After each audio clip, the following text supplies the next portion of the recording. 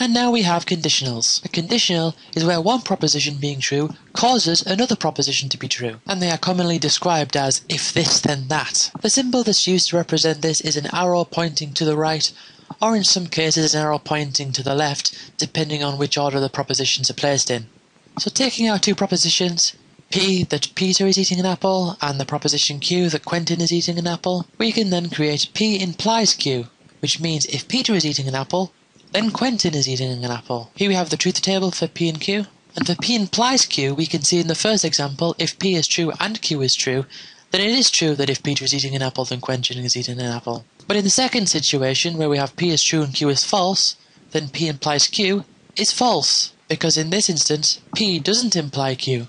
Now it might be a bit more complicated for the bottom two rows. If P is false, then how can you make any truth assignment to if P is true then Q is true? Well, as it turns out, they are both true. It may seem strange, but the fact that P is false means that the P implies Q is still applicable.